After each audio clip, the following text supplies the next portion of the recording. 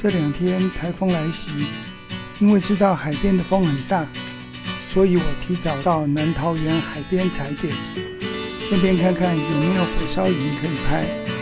这是我出发前在地图上找到的第一个景点——观音白玉海堤。提醒大家一点，这个路窄小，回车比较不方便，太大又没有4轮传动的车子，不建议开进来哦。这个景点如果你感到兴趣的话，可以在地图 APP 上搜寻观音白玉海堤，这样你就可以找到这个位置咯。